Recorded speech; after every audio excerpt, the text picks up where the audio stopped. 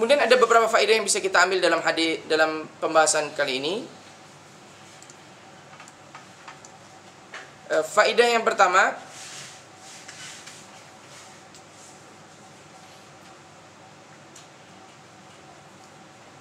bahwasannya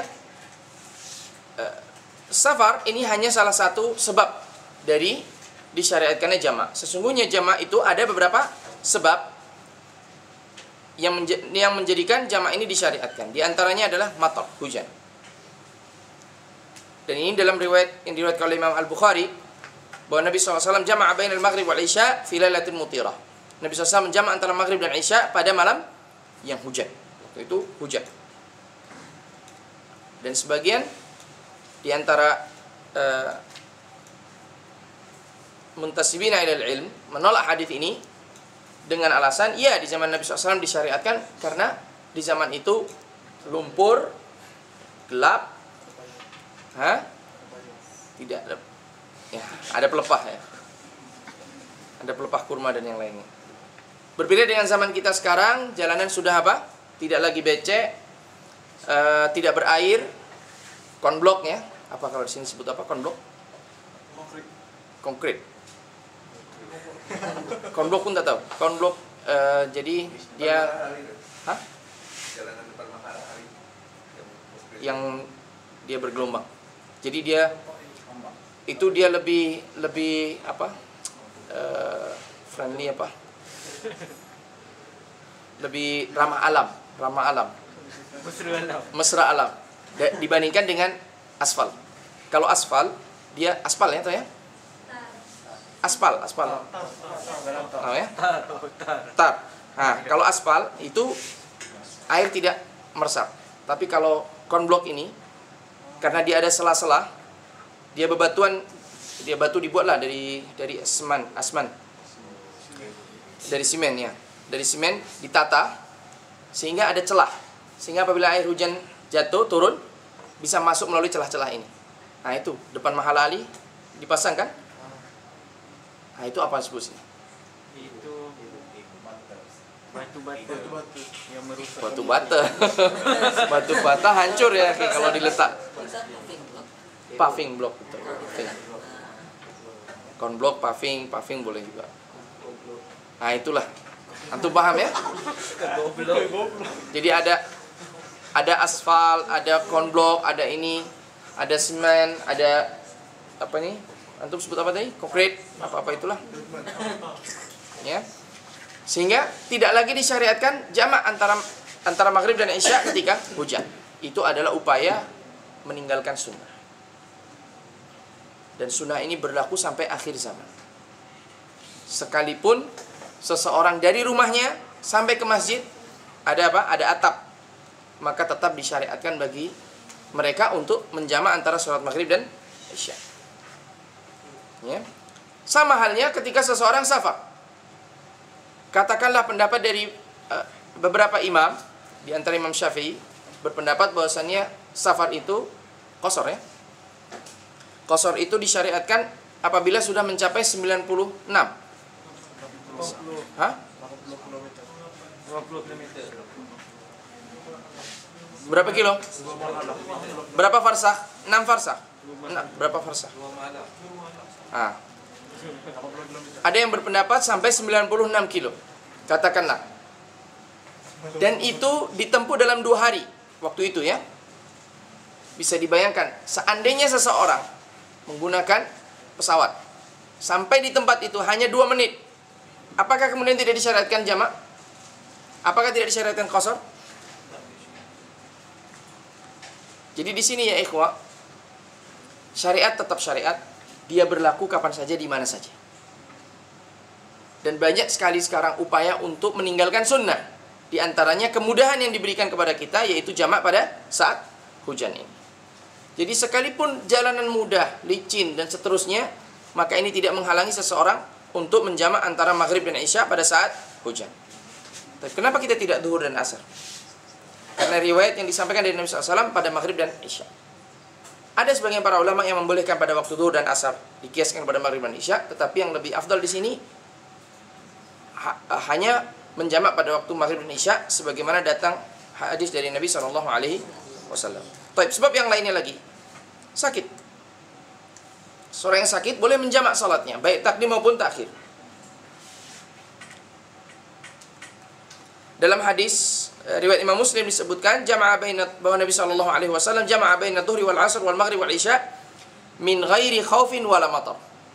Jadi di sini sudah ma'ruf di kalangan para sahabat bahwasannya ketika takut, khauf, beliau menjamak salatnya. Itu pada saat perang, ya. Beliau menjamak salatnya. Ketika hujan, para sahabat juga sudah maklum, mengetahui bahwasanya Nabi sallallahu alaihi wasallam menjamak karena apa? Hujan. Tapi pernah suatu ketika Nabi menjamak padahal beliau tidak apa? Tidak ada hujan dan tidak ada takut. Sehingga karena apa? Sebagian para ulama mengatakan secara mutlak bolehnya jamak karena hajah, kepentingan. Sebagian mengatakan bahwasannya yang dimaksud di sini adalah marad, sakit. Jadi beliau menjamak karena sakit. Beliau sakit. Ya.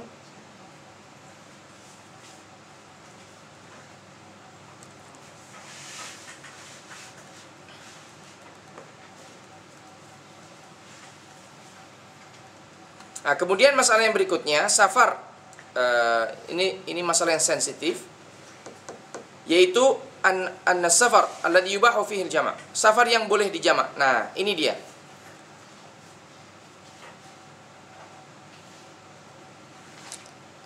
Sittata asyar farsakh. Kapan seseorang boleh menjamak salatnya ketika safar? Apakah begitu keluar dari negerinya ataukah harus apa? Menempuh jarak tertentu. Di sini Imam Syafi'i dan Imam Ahmad berpendapat bahwa harus melalui 2 hari perjalanan, sekitar 16 farsakh. 16 farsakh di sini 96 km. Ya. 96 km. Dan di sini ada pendapat yang lain, di antaranya adalah pendapat yang dipilih oleh di sini adalah pendapat dari Syekh Taqiyuddin bahwa untuk safar itu tidak terbatas oleh jarak. Ya. Baik panjang ataupun pendek safar tersebut. 1 hari ataupun setengah hari. Tidak ada batasan. Beliau mengatakan inna nusus al-kitab was sunnah laisa fiha tafriq baina safar tawil wa safar qasir. Kalau kita perhatikan nas Al-Qur'an maupun as-sunnah, tidak ada membedakan antara perjalanan jauh maupun pendek. Maka beliau mengatakan, faman farraqa baina hada wa hada, barang siapa yang membedakan antara jarak yang jauh atau jarak yang pendek, lama atau sebentar, faqad farraqa baina ma jama'a Allahu bainahu farqan la asla lahu. Sungguh dia telah membuat perbedaan antara dua sesuatu yang Allah Subhanahu wa taala sendiri tidak membedakannya. Wa madhhaba ila Syekhul Islam, dan ini juga pendapat yang dipilih oleh Syekhul Islam Taimiyah, dan dia adalah merupakan mazhab dari Adz-Dzahiriyah. Ibnu Qayyim Al-Jauziyah beliau mengatakan, wa amma ma yurwa anhu min at-tahdid bil yawm aw yawmain aw thalatha falam yasih anhu minha syai'un albatta. Adapun yang diriwayatkan bahwa Nabi SAW membatasi 1 hari, 2 hari, 3 hari, tidak ada hadis yang sahih sama sekali. Dan di sini ya ikhwah, pernah Nabi SAW, jadi para ulama mereka mengambil dari hadis-hadis Nabi SAW kisah tentang safarnya Nabi SAW. Nabi safar ke Tabuk, kemudian mereka ukur jarak dari Madinah ke Tabuk. Nabi SAW safar ke Makkah, diukur dari Madinah ke Makkah. Kemudian mereka berijtihad, berarti jarak sekian boleh safar, dikatakan safar. Tetapi kalau kita mengikut kepada jarak ini, maka sungguh ada datang dalam hadis yang sahih, ketika itu Nabi SAW menjamak salatnya, dan menjamak salat, mengqasar salatnya ketika apa? Yang terendah, terpendek, yaitu ketika sudah keluar dari kota Madinah, yaitu di Bir Ali. Nabi sudah mengqasar. Ya, Nabi sudah mengqasar.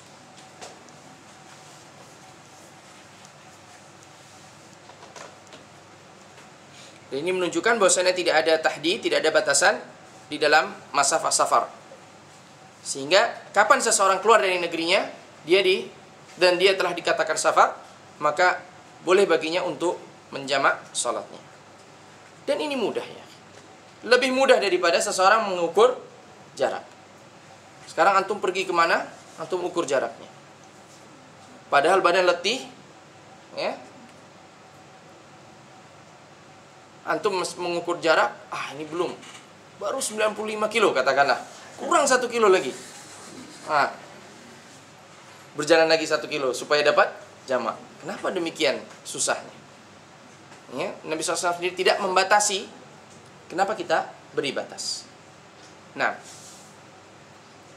namun bagi yang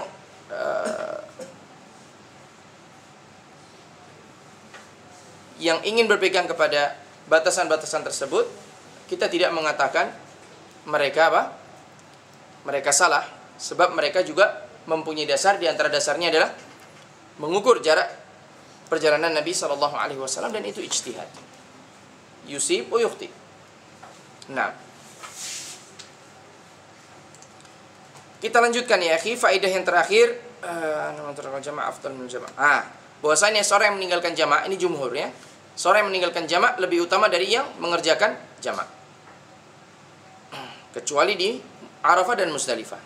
Kenapa lebih afdal jamak di Muzdalifah dan di Arafah? Karena mengikuti sunnah Nabi SAW. Ittiba'an li sunnati Nabi SAW, karena beliau menjamak di Arafah dan di Muzdalifah. Di Arafah zuhur dan asar, di Muzdalifah maghrib dengan isya. Apa saja yang bisa kita ambil dari hadis ini? Sudah kita sebutkan tadi di atas. Saya kira cukup untuk kita ulang. Tidak perlu kita ulang.